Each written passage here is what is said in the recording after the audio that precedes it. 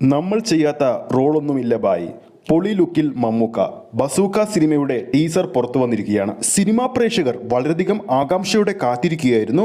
നവാഗത സംവിധായകനായ ഡിനോ ഡെന്നിസ് സംവിധാനവും തിരക്കഥയും നിർവഹിച്ചിരിക്കുന്ന മമ്മൂക്കയുടെ ഗെയിം ത്രില്ലർ ചിത്രമായ ബസൂക്കയുടെ ടീസറിന് വേണ്ടി 1 മിനിറ്റും 44 സെക്കൻഡുമുള്ള ടീസർ ഇന്ന് രാവിലെ 10 മണിയോടെയാണ് പുറത്തു വന്നത്. പുറത്തു വന്ന ബസൂക്കയുടെ ഒഫീഷ്യൽ ടീസറിനെ കുറിച്ചുള്ള അഭിപ്രായങ്ങൾ സോഷ്യൽ മീഡിയയിൽ നിന്നും ലഭിച്ച വിവരങ്ങളുടെ അടിസ്ഥാനത്തിൽ മലയാള സിനിമയിൽ ഇന്നേ വരെ കാണാത്ത ഒരു ടീസർ എന്ന് തന്നെയാണ് ബസൂക്കയുടെ ടീസറിനെ കുറിച്ച് വിലയിരുത്തുകൾ വരുന്നത്.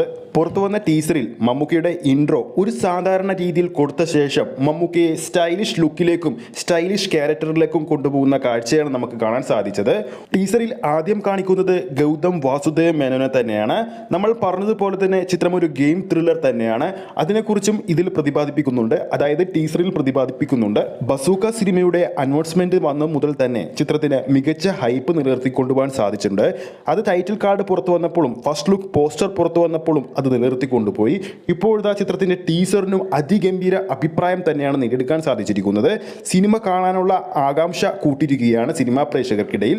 ഒരുപക്ഷെ മലയാളത്തിലെ ഏറ്റവും മികച്ച ടീസറുകളിലൊന്നായ ഗ്രേറ്റ് ഫാദറിന്റെ ടീസറിനോട് താരതമ്യം ചെയ്യാൻ അത്രത്തോളമുള്ള ഒരു ടീസർ തന്നെയായിട്ടാണ് ബസൂക്കയുടെ ഇന്ന് പുറത്തു വന്ന ടീസറിനെ വിലയിരുത്തുന്നത്.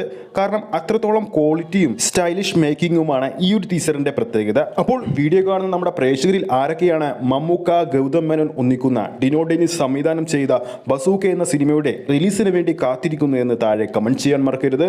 ഈ ഒരു വീഡിയോ ഇഷ്ടപ്പെട്ടിട്ടുണ്ടെങ്കിൽ വീഡിയോ ലൈക്ക് ചെയ്യാനും ചാനൽ സബ്സ്ക്രൈബ് ചെയ്യുന്ന കാര്യം ഓർമ്മിപ്പിക്കുകയാണ്. ഫേസ്ബുക്ക് പേജിലൂടെയാണ് ഈ ഒരു വീഡിയോ കാണുന്നതെങ്കിൽ ഫേസ്ബുക്ക് പേജ് ഫോളോ ചെയ്യുക. അടുത്തൊരു സിനിമ അപ്ഡേറ്റുമായി നമുക്ക് വീണ്ടും കാണാം.